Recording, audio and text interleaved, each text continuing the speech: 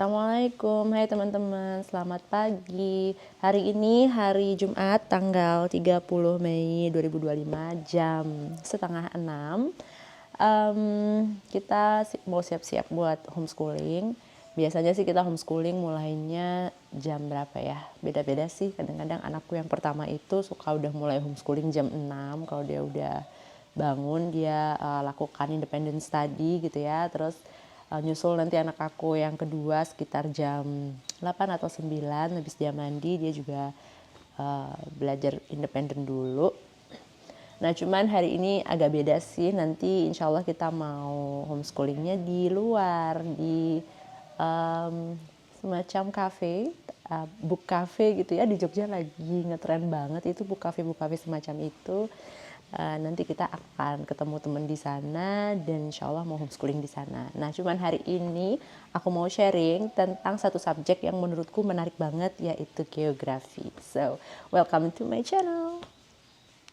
Oke, so ini dia ruang homeschooling di rumah.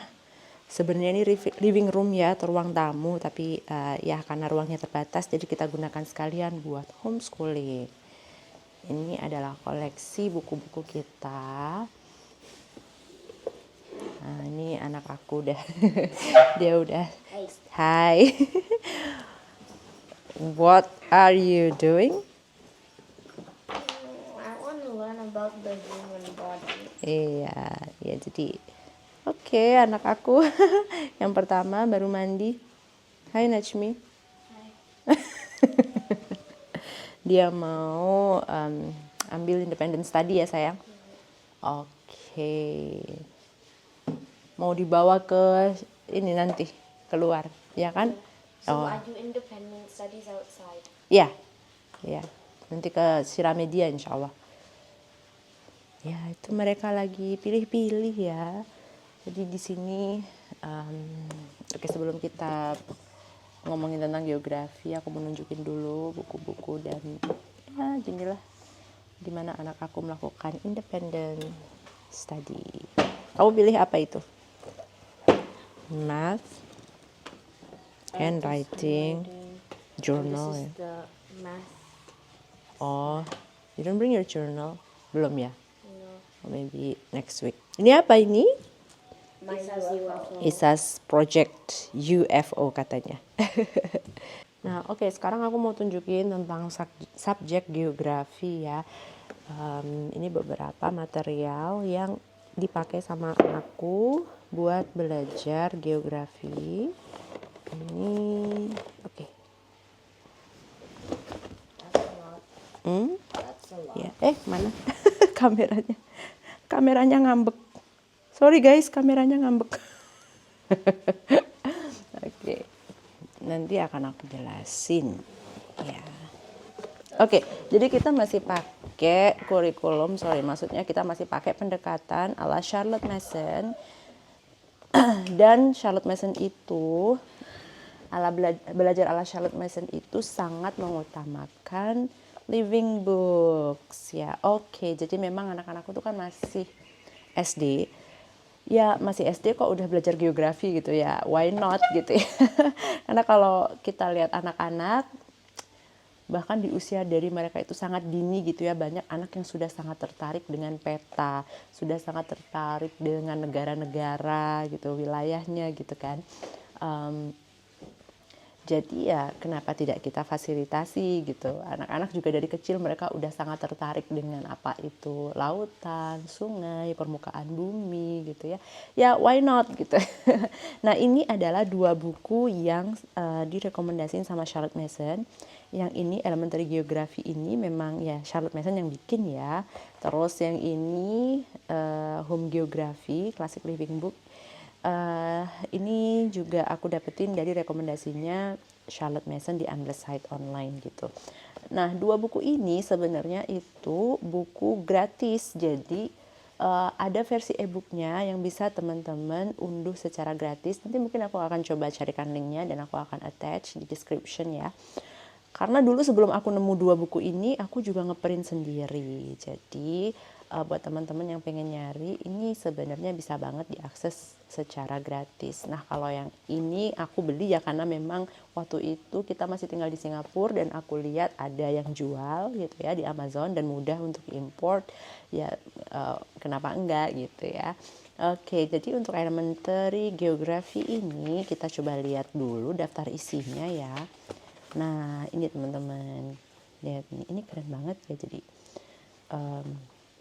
pendekatannya itu dibikin agamis ya. Memang Charlotte Mason itu agamisnya lebih ke arah Kristiani ya, tetapi sangat bisa disesuaikan dan sangat relate dengan agama Islam gitu. Jadi sangat mudah untuk diadaptasi dengan keyakinan masing-masing gitu ya. Nah, ini jadi belajar dulu nih tentang our world, tentang dunia, tentang bintang-bintang, tentang planet gitu kan, terus terjadinya siang dan malam, poles and axis, terus four season countries, negara 4 musim gitu ya. Ini pokoknya ini menarik sekali untuk dijadikan bahan belajar anak-anak. Nah, di sini isinya kayak gini. Living books itu kebanyakan isinya teks ya. Ini dia mulai dengan puisi. Di sini ada banyak puisi yang bagus-bagus banget. Ini kan isinya kebanyakan teks kayak gini. Jadi memang living books itu menekankan di isi bukunya ya. Jadi bukan picture book atau textbook ya, beda. Isinya juga tentang cerita gitu. Nah, jadi caranya adalah mereka aku minta untuk membaca isi buku ini. Kalau yang sudah independent reading kayak anakku yang pertama, dia sudah bisa aku suruh baca sendiri dan setelah itu dia narasikan. Kalau anaknya belum bisa baca, maka kita bacakan, dia mendengarkan, lalu narasikan. Narasinya bisa berupa narasi verbal, bisa juga kalau anak sudah lancar menulis, kita minta dia untuk bernarasi secara tertulis, atau kalau sudah sudah lancar ngetik, nah dengan narasinya dengan cara diketik aja, dan kalau diketik itu dia bisa lebih memproduksi lebih banyak kata gitu.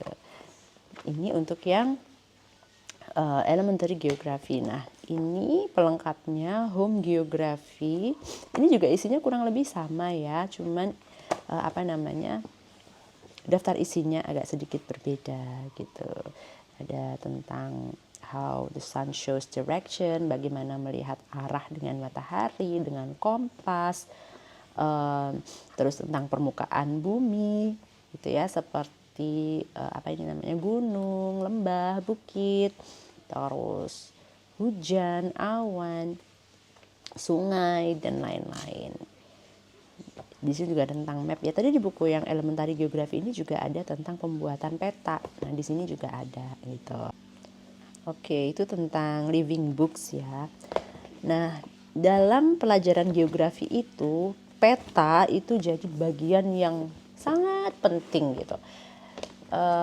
Anak perlu memahami peta dunia gitu ya. Peta Indonesia juga tentunya. Kita perlu memberikan pengertian kepada mereka bahwa kita itu mempelajari sesuatu yang menjadi bagian dari dunia yang sangat luas ini gitu. Jadi beberapa metode yang aku lakukan untuk mengenalkan peta kepada anak itu ada 2. Yang pertama, saat kita membaca satu buku atau saat kita mendiskusikan satu topik gitu ya, mungkin di situ kita akan menemukan nama satu negara atau satu daerah. Nah, dari situ kita bisa ajak anak untuk melihat peta dunia. Nah, peta dunia di rumah kita itu aku taruh di sini guys. Najmi, Isa, can you turn on the light sayang? Oh, thank you. Jadi kemarin kita baru baca sejarah tentang Britain ya, tentang England, United Kingdom gitu ya. Itu aku ajak dia buat cari United Kingdom itu di mana, Britain itu di mana gitu. Nah, mereka cari, oh ternyata di sebelah sini. Nah, kalau kita sendiri tinggalnya di mana? Oh, kita di Indonesia gitu. Jauh banget ya sana gitu. Terus pernah juga kita diskusi tentang apa ya waktu itu ya. Jadi ada teman kita yang jalan-jalan ke New Zealand gitu kan. Nah, di mana ya kira-kira New Zealand gitu. Nah, mereka cari mana New Zealand, oh di sini gitu. Jadi mereka aware bahwa apa yang terjadi sama kita, sama teman-teman kita, atau di buku-buku pelajaran kita, itu adalah bagian dari warga dunia gitu, bagian dari dunia yang begitu luas ini gitu. Kita balik lagi ke sana. Nah, kadang-kadang kita perlu melihat apa ya, dunia itu secara lebih detail gitu. Terus untuk membantu melihat dunia itu lebih detail, aku pakai World Atlas. Ini dari kecil tuh aku suka banget atlas ya. Dari aku SD itu pun aku juga suka banget atlas gitu. Nah, di sini aku pakai National Geographic Kids Book World Atlas gitu. Isinya seperti ini. Misalnya kemarin kita tertarik banget sama New Zealand gitu kan. Nah, ada apa aja ya di New Zealand? Itu mari kita lihat seperti apa contoh isi buku ini. Di halaman 154 ya tadi ya. 154. Oke, sebentar ya. Ini dia. Nah, oh ternyata di New Zealand ada yang seperti ini ya gitu kan. Dan karena informasi sekarang itu sudah sangat banyak gitu, aku juga pakai video seperti di YouTube ya, terutama di YouTube video-video yang memperlihatkan gimana satu negara atau satu wilayah tertentu gitu. Kalau di Charlotte Mason itu ada satu metode lagi yang disebut dengan map drilling. Nah, semester ini di term ini gitu ya, map drilling kita lakukan seperti ini. Visits to Asia. Jadi kita lagi ngedrill anak-anak dengan peta Asia. Ini aku dapat dari Sonia Shaver itu dari Simply Charlotte Mason. Aku beli secara online e-booknya gitu ya, terus kita unduh dan kita print deh. Ini aku nggak simpen ke jilid, jadi aku pakai apa yang ada di. Kita belajar tentang Asia. Nah, ini tuh keren banget ya. Jadi untuk menemani buku si visit countries ini nggak cuma Asia ya, jadi ada Afrika, ada Amerika, gitu, Australia. Nah, dan macam-macam. Tapi term ini kita pakai Visits to Asia. Dan untuk menemani buku-buku Visits to Continent ini, ada dua buku yang yang direkomendasikan untuk dipakai, yaitu Material of the World, Global Family Portrait, dan Hungry Planets. Ya. Oke, kita lihat dulu ya, dari sini dulu ya. Visits to Asia. Jadi isinya seperti ini. Kasih big picture, the big picture dulu. Kita akan belajar bagian dunia yang mana. Di sini Asia. Nah, mereka suguhkan map of the country. Yang pertama India gitu. Mau Indonesia dulu boleh sih sebenarnya, cuman di sini aku ikut urutannya aja. Jadi India. Oke, sebentar. Jadi gimana cara belajarnya? Cara belajarnya itu anak disuruh observasi dulu petanya ini seperti apa. Lalu di sini ada blank page ya. Ini udah ditulis sih, tapi sebenarnya aslinya blank page atau peta bukan blank page ya, tapi blank map ya, peta kosong yang tidak ada namanya. Terus setelah anak mengobservasi di sini, kita suruh mereka tutup petanya dan kemudian diingat-ingat tadi apa aja. Nah, ini dia tulis India, Sri Lanka sama Maldives. Kayak gitu. Nah, dari situ kan anak-anak lama-lama hafal ya gitu kan. Nah, setelah itu di sini muncul beberapa pertanyaan dan instruksi yang perlu anak lakukan. Oke, misalnya di sini nih. Nah, ini dia minta untuk membuka material workbook dari halaman 54 ke 71. Mana ya, 54 dan 7 sampai 71. Oke, kita lihat di sini. Bener nggak sih? Oh, 64, sorry. 64 ya. Nah, pantesan kok nggak nyambung gitu. out. Ya, ini. Nah, di sini India. Jadi anak-anak disuruh mengamati foto dari satu keluarga India ini. Ya, ini adalah foto yang menggambarkan kehidupan mereka. Tapi di tahun ini ya, tahun 94 ya. Ya nggak apa-apa.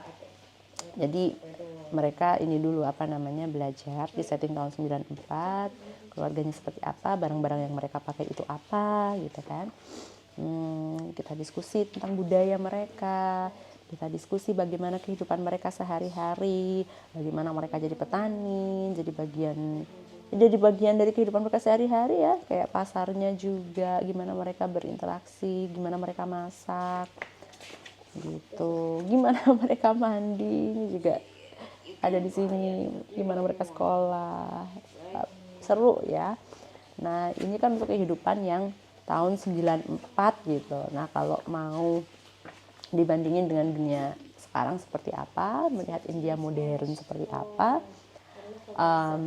kita bisa googling, kita bisa lihat di website atau di YouTube gitu.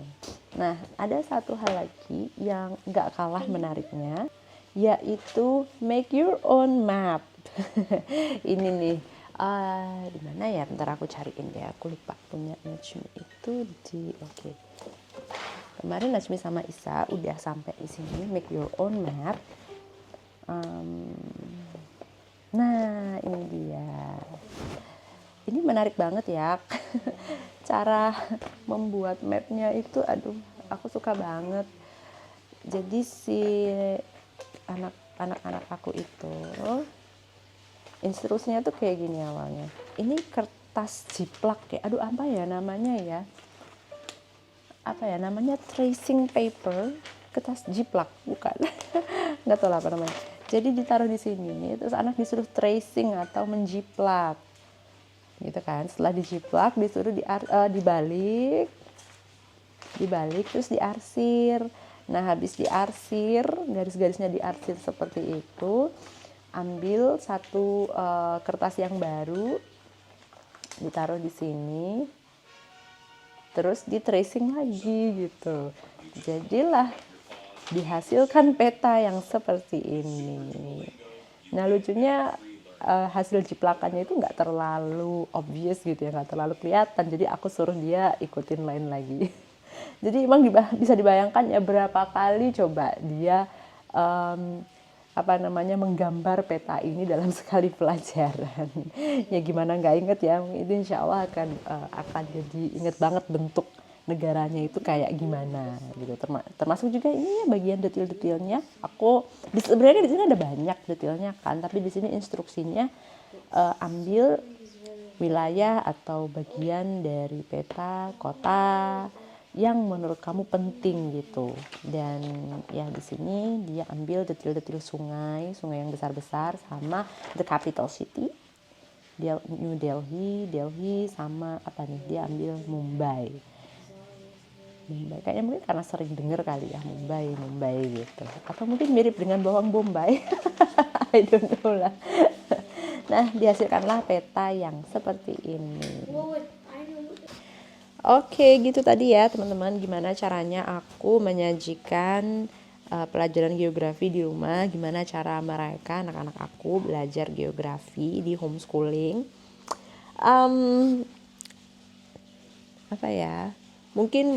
Mungkin teman-teman sekalian jadi mikir, wah bukunya itu belinya di mana gitu ya.